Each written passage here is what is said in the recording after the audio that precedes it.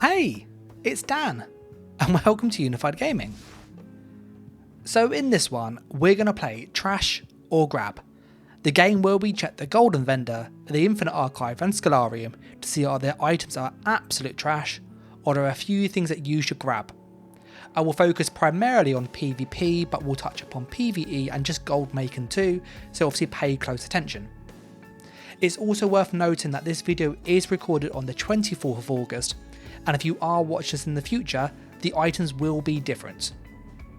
With that said, you're probably going, where can you find the Golden Vendor? The Golden Vendor can be located in every home keep.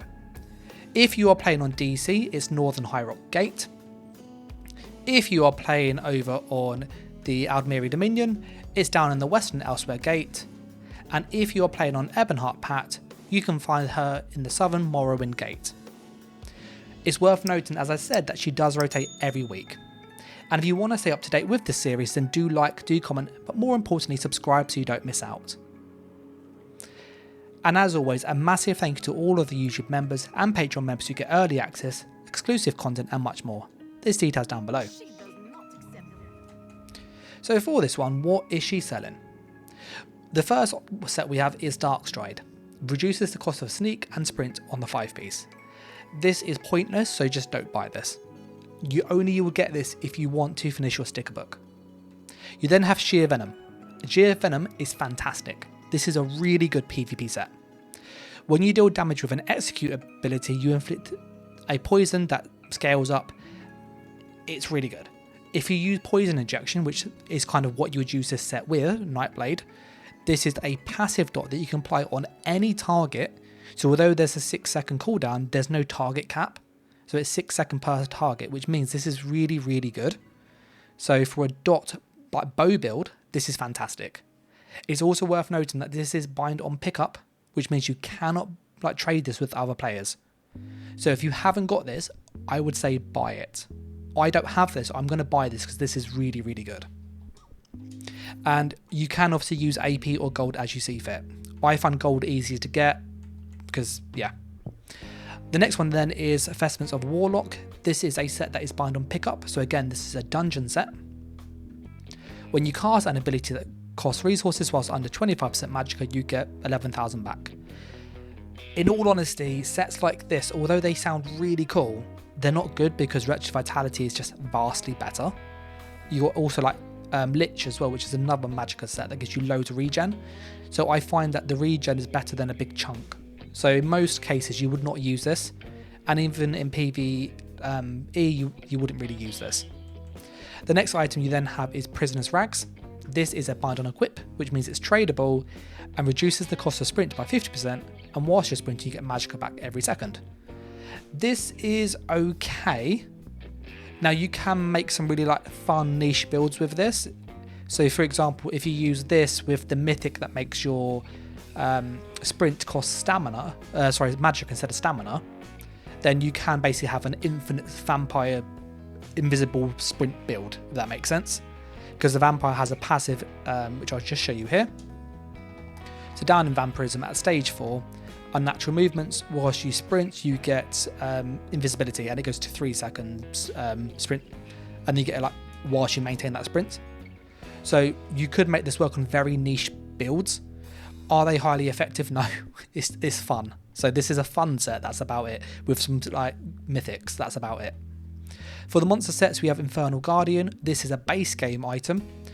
When you apply damage shield to yourself, you basically launch fireballs at people. You shoot 3 of them in total, so you do about 6,000 to 7,000, give or take. I have Malakath on this build just as a heads up, so that tooltip will be slightly lower than what you see. This is only used on sorcerers, and it's more of a gimmicky set, in all honesty. So if you're playing in PvE and you're doing Maelstrom Arena, for example, or Dragonstar, or where you need a bit more damage when you're defensive, this can be nice because it's just free damage whilst you do defense skills. And it's, as I said, it's only good on Sorcerer because they use shields all the time, or Arcanist. Beyond that, I wouldn't really use this. So yeah, just obviously factor that in. It's a very fun niche set, but it's not good by any means. And it's a base game and it's very easy to get, so I would save your money. The second we have is Stormfist.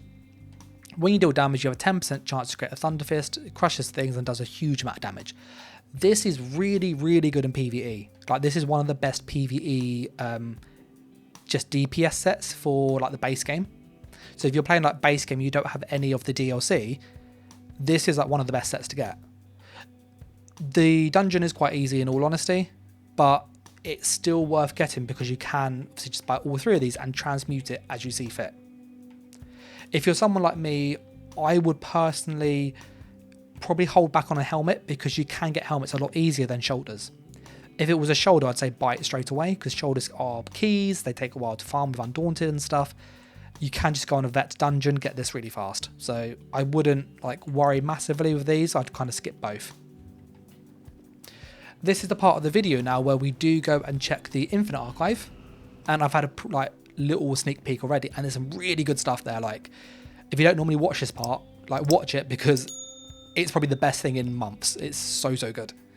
And if you haven't done so, obviously subscribing to stay up to date with the channel and stuff really helps. So for the Infinite Archive, we have to go over to Apocrypha.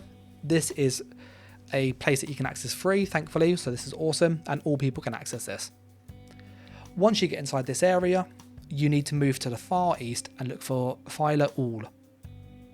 Filer All is a merchant that appears every Tuesday to Tuesday. So rather than putting out loads of videos, I just do this bit on the weekend. And you can then use the currency here to buy essentially leads for mythic items and other stuff. So this week he has the meteoric iron triqueta, I think it's pronounced, or try something, yeah. Basically, this is Talk of the Last Aelid King. The Talk of the Last Aelid King is like one of the best mythic items in the game. It is a full build in one item. It is fantastic in PvP. These leads are incredibly difficult to find. They take hours. So like if you've tried to farm this mythic, you know how hard this is. So 100% buy this. A big tip as well, if you do buy this, don't use it.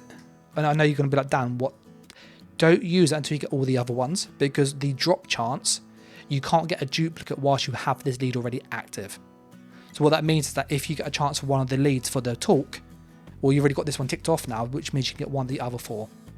And if you haven't realised, you get all 4, basically all 5 leads from this place, and it's from doing all the side rooms and the little goblins. So yeah, like this alone is like the best item in the whole week. Get this is fantastic. This is furniture, which is pointless. It personally, it's waste money. Earth core, it looks quite nice, so cosmetic, but it is a waste in all honesty.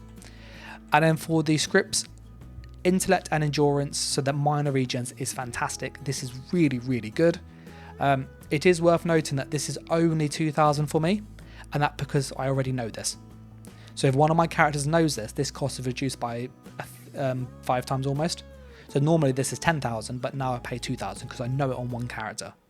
So if you are going to buy multiples of these, buy it on one character, use it, and then switch to an alt, and it'll be significantly cheaper. This is worth getting though. This is really good on Sorcerer and on Warden. You then have poison damage, which is pretty naff in my opinion. I'd skip this. And then you have Knight's Valor. And again, this isn't particularly useful. I haven't really seen any ways to use this. For the intellect one, though, you'd often do something like contingency with either a heal or a shield. So they're kind of like the kind of go-to ones. You'd then add on one of these, normally Gladiator's Tenacity as a defensive buff. And you then put on the intellect and endurance. You get a skill that gives you a shield or a heal, depending on which one you pick. 8% damage reduction, which is awesome. And then regens for 20 seconds. Minor. So your potions stack on top of this, which again, really good script. So I would recommend getting that one personally. The last place I check in this video is the Scholarium. And again, this vendor changes week on week. So it's typically Tuesday to Tuesday if I recall. And here they sell scripts for gold. So you can obviously get some good stuff here. It is worth noting though that you do need to own Gold Road for all of these things. So if you don't have Gold Road, you can't get the scripts. So that's just kind of a given basically. And you do have to progress the Scholarium story enough in order to have these things appear. Once inside, you're going to go up past the altar and turn to the right. You need to have the Indrik wing completed on at least one character and have the achievement on your account. And then when you move down to the right, you will have a vendor called Ferrandel, and he will sell some stuff for you. This week he has Force, he has Uncertainty, Immobilize, and Wayfarer's Mastery. Force is pretty bad, so yeah. Uncertainty, it's not terrible, but it's not great. Immobilize, it's not great. Wayfarer's Mastery, it's okay on some builds. This basically means your 2H Smash can get the follow-up passive, which gives it a 10% damage boost. So this can be okay. Me personally, what I would recommend doing is if you've got a banker like I have, and you go, I know, for example, this one is really cheap. It's 4,000, not 20,000, because I know this on one character. I'm going to go and switch to a character that I don't know this on. So this character here does not know this script, but it's only 4,000 rather than 20. I'm then going to buy this script. It says you already have the script. You go to your bank, and you are allowed to do this. There's nothing saying you can't. And if you just type in script, and you can just deposit it. And what this will let you then do is will let you buy it again. And you can repeat this as many times as you have as many characters. So if you've got 10 characters, do it 10 times. If you've got 2 characters, do it twice. These you can't sell to other players. I've been asked like this before. These ones you cannot sell to other players. Once you have enough of these, I'm going to pause there because I'm not really going to use that one. You can then go and buy one for yourself, use it on this character, and you'll see now that I can't buy this anymore. So you can only buy it if your character does not know that. But as I said, you can just switch characters and it will be a lot cheaper. This is 20k, I could buy this. I'm going to use it on here. And then you see it's now 4,000. This one I already know. So this is a really good one, Immobilize. So I would suggest you just put a few of those in your bank as you see fit. And you just repeat. And again, there's nothing in the terms of thing to say that you can't do this. And they've allowed this feature just as a quality of life, from what I understand. So, you know, it's worth just kind of doing. I'm just going to get a bit of money really quick. But that's kind of it, really. These are what we have this week. For the Wayfarer's Mastery and the Immobilize, I'm going to use them just to kind of get them. And for the Superstar, if you are curious, for the Wayfarer's Mastery, that essentially goes on to the Smash. It's down in the affix and it's down here. So you'll find in the signature script you've got Wayfarer Mastery, and it gives you the follow-up passive, which I said is at 10% on heavy attacks to all 2H skills. That triggers it basically. If you go to Shield Throw, you also got it down here. This increases your bash, so this is good on bash builds. So if you're a bash arcanist, this is very good. And then on Travelling Knife, you'll see that enemies here are susceptible to Ruffian passive for 6 seconds. And Ruffian increases their damage taken again. So you can use it for some builds, it's just the skills aren't strong enough to make them viable, in my opinion, unless you're on niche buff builds. But that's about it. But yeah, I'm going to call this one here. It's long enough as it is. If you get any questions about just the sets, how to use them, let me know in the comments below. But as always, I'm going to say a massive thanks to the likes, the comments, and just people subscribing. It really means a lot. And a bigger thanks to all the YouTube and Patreon members who get exclusive content, early access, and much more. If you want to support myself there's details down below. But as always, I'll catch you in the next video and the next stream, which is on Saturdays at 9 PM UK. But until then, thanks for watching. Take care. Bye.